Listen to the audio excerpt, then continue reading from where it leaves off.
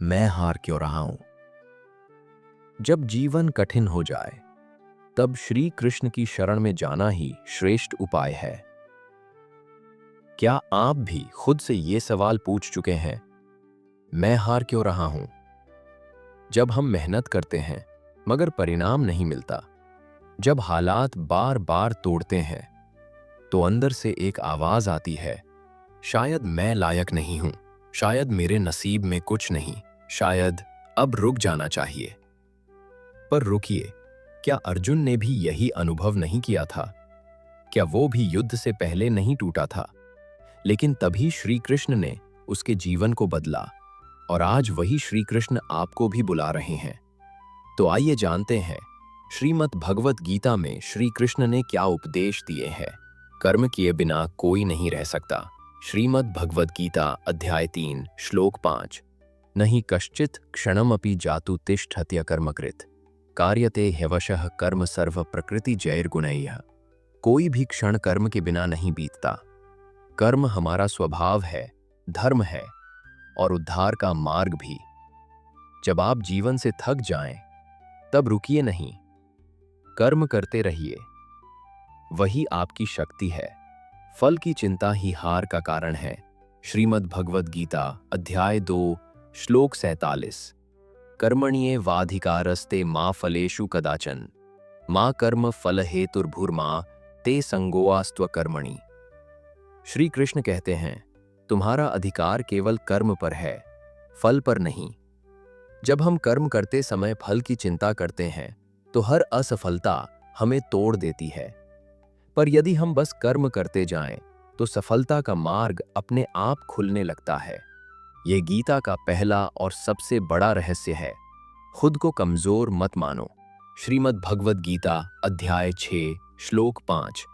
उद्धरेदात्मनात्मनम नात्मानम अवसादयेत आत्मैव ह्यात्मनो बंधुरात्मैव रिपुरात्मनः। तुम ही अपने सबसे अच्छे मित्र हो और तुम ही अपने सबसे बड़े शत्रु। अगर तुम खुद को दुर्बल मानोगे, तो दुनिया की कोई शक्ति तुम्हें नहीं बचा सकती। लेकिन अगर तुम कहो, मैं उठूंगा और आगे बढ़ूंगा, तो श्री कृष्ण तुम्हारे साथ खड़े होंगे। असफलता स्थायी नहीं होती। श्रीमद् भगवद गीता अध्याय 2 श्लोक 14। मात्रा स्पर्शास्तु कौन्तेय शीतोष्ण सुख दुखदा आगमा पायिनो नित्यास्तान स्थितिक्षस्व भारत। सुख और दुख, लाभ और हानि, गर्मी और सर्दी, ये सब क्षणिक हैं। जो आया है वो जाएगा। तो फिर असफलता से डर क्यों? वो भी तो बीत जाएगी। हर हार एक सीख है, हर ठोकर एक निर्माण है। जब मार्ग धुंधला हो जाए, तब समत्व में टिको। श्रीमद् भगवद गीता अध्याय 2 श्लोक 48। योगस्थ कुरु कर्माणि संगम त्यक्त्वा धनंजय सिद्ध्या सिद्ध्यो समो भूत्वा समत्वम योग उच्यते। सफलता और असफलता दोनों में सम रहो, यही सच्चा योग है। अगर मन स्थिर है तो निर्णय स्पष्ट हो जाते हैं, मार्ग अपने आप दिखने लगता है। अंतिम आश्रय श्री कृष्ण की शरण। श्रीमद् भगवद गीता अध्याय 18 श्लोक 66। सर्वधर्मान् परित्यज्य मामेकं शरणं व्रज अहम त्वाम सर्व पापेभ्यो मोक्षयिष्यामि मा शुचः। श्री कृष्ण कहते हैं, सब कुछ छोड़ दो, बस मेरी शरण में आ जाओ। मैं तुम्हें हर भय, हर हार, हर पाप से मुक्त कर दूंगा। आप अकेले नहीं हैं। अगर आपने बस एक बार सच्चे मन से उन्हें पुकारा, तो वे आपको थाम लेंगे।